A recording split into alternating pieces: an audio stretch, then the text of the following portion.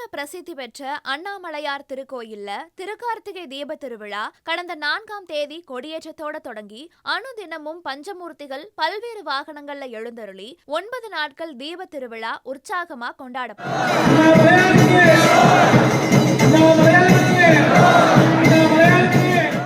இந்த நிலையில 10ஆம் நாளான நேற்று அதிகாலை அண்ணாமலையார் கோயில் கருவறை முன்னாடி பரணி தீபம் ஏற்றப்பட்டுச்சு. இந்த நிகழ்விற்கு திருவண்ணாமலை மாவட்ட ஆட்சியர் பாஸ்கர பாண்டியன் அம்மணி அம்மன் கோபுரம் அருகே வந்தபோது அங்கு பாதுகாப்பு பணியில இருந்த போலீசார் மாவட்ட ஆட்சியருடைய வாகனத்தை உள்ள விடாம தடுத்து நிறுத்தி இருக்காங்க. இதனால உடனடியா வாகனத்துல இருந்து கீழே இறங்கின மாவட்ட ஆட்சியர் கொஞ்ச நேரம் சாலையிலேயே இருந்து பின்னர் தன்னோட வாகனத்தை அனுப்புமாறு சொல்லியிருக்காரு.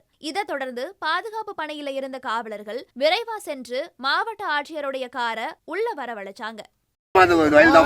கோயிலுக்கு நான் டியூட்டிக்கே போக முடியல, என்ன அர்த்தம்?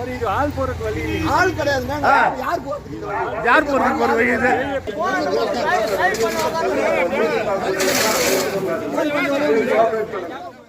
காவல்துறை எல்லாருக்கும் ஒரே மாதிரிதாங்கிறது மாதிரி திருவண்ணாமலை துணை ஆட்சியர் மற்றும் வருவாய்த்துறையினரையும் காவல்துறையினர் தடுத்து நிறுத்தி இது ஆட்கள் செல்லக்கூடிய வழி இல்லைன்னு சொல்லியிருக்காங்க.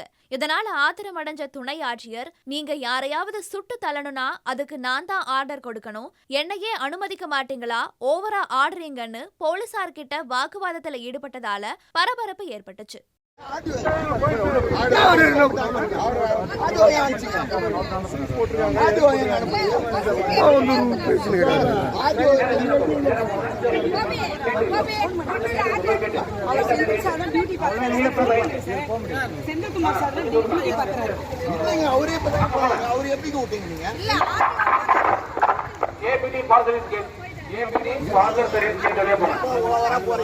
மக்கள்